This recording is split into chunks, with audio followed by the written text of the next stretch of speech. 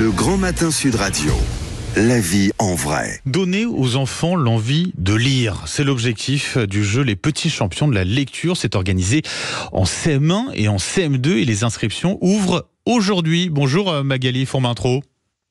Bonjour. Et merci, un grand merci d'être avec nous ce matin sur Sud Radio. Vous êtes la secrétaire générale de ce jeu, Les Petits Champions de la lecture. Déjà, pourquoi avoir lancé cette initiative ? Vous avez constaté qu'il y avait un problème entre les plus jeunes et la lecture.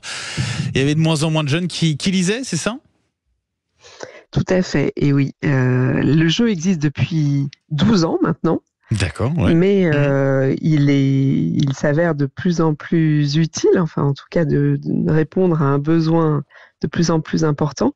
Pour vous donner un chiffre, aujourd'hui, les enfants, les jeunes plutôt, passent 10 fois plus de temps sur leurs écrans que sur leurs livres.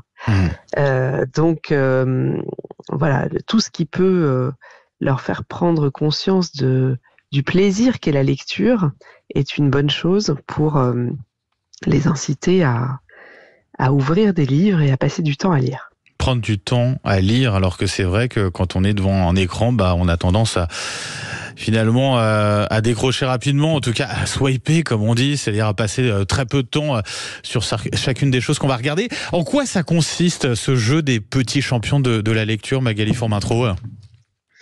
Alors c'est un jeu qui s'adresse à toutes les classes de CM1 et CM2 du pays et même au-delà, vu qu'on est ouvert aux classes des pays à l'étranger également, et qui propose à chaque enfant de choisir un roman jeunesse et d'en lire à sa classe un passage de 3 minutes à voix haute. Donc ça, c'est la manière dont on va participer. Comment ça s'organise concrètement ? Ce sont des élèves qui vont s'inscrire, des jeunes. Ça va être une école, une classe ? C'est les écoles qui s'inscrivent. Ce sont les enseignants qui inscrivent leur classe. Et une fois que la classe est inscrite, l'enseignant met en musique le jeu dans sa classe et puis organise au mois de janvier une finale.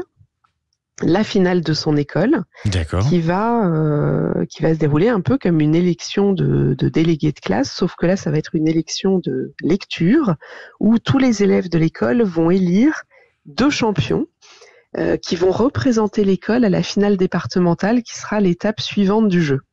C'est-à-dire que c'est quoi ? C'est un jeu ou c'est une forme de concours ? Alors, on appelle ça un jeu parce que on considère que l'enfant soit perdant ou gagnant, il va s'enrichir de sa participation au jeu. C'est-à-dire que il n'y a pas l'idée d'absolument gagner. Ils vont tous en tirer quelque chose, progresser en termes de confiance en soi, découvrir des nouveaux textes. On espère avoir davantage envie de lire, découvrir que la lecture, c'est un grand plaisir. Et donc on appelle ça un jeu. Après, ça se déroule comme un concours, c'est-à-dire que tout au long de l'année de l'année scolaire, on a des étapes, un peu comme un concours sportif, pardon.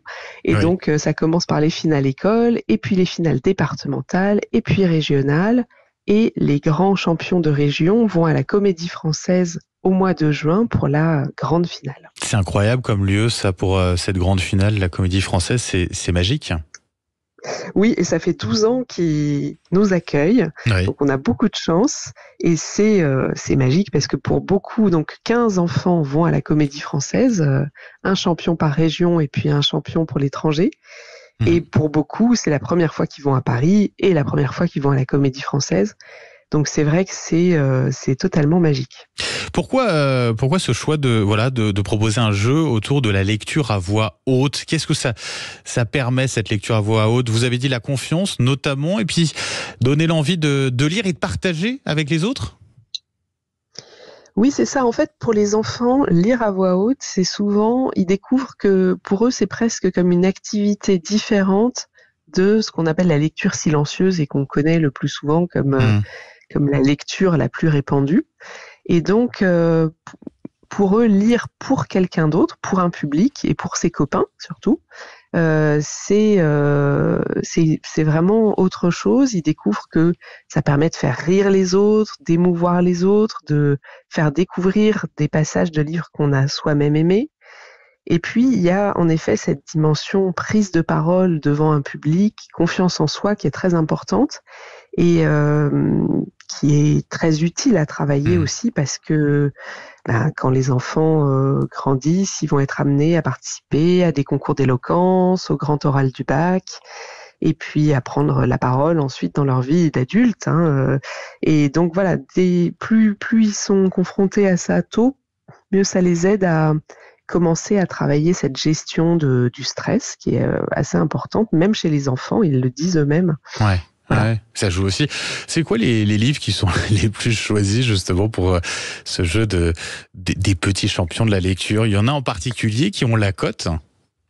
Oui, il y a des grands classiques qui reviennent chaque année dans les premières places. On a Harry Potter, bien sûr, Oui, on a ouais. Le Petit Prince, Mmh. Le Petit Nicolas, beaucoup de textes de Roald Dahl, comme Charlie et la chocolaterie, Mathilda. Et puis, il y a aussi des romans jeunesse plus récents qui sortent du lot, comme par exemple Mortel Adèle, qui plaît énormément. Et nous, au Petit Champion de la Lecture, on réalise une sélection d'une trentaine de romans chaque année, qui sont nos coups de cœur et qui sont des titres qui sont sortis dans l'année.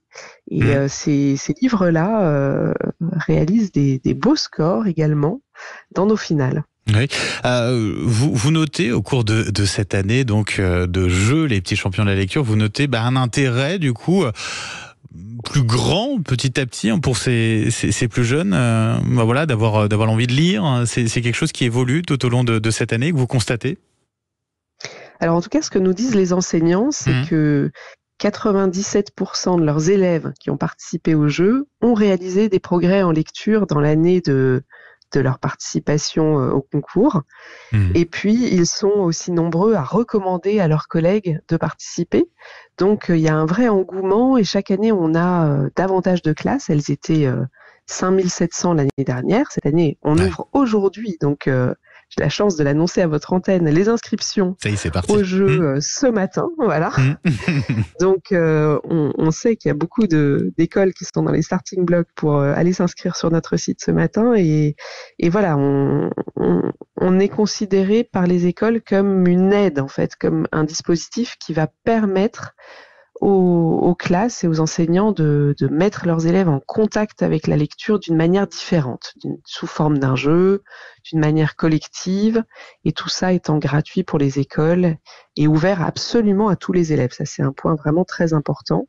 Il n'y a aucune sélection à l'inscription, et quel que soit le niveau scolaire, les difficultés des élèves en lecture ou les particularités des élèves qui peuvent pour certains avoir des difficultés, des besoins pédagogiques particuliers, ils peuvent tous participer.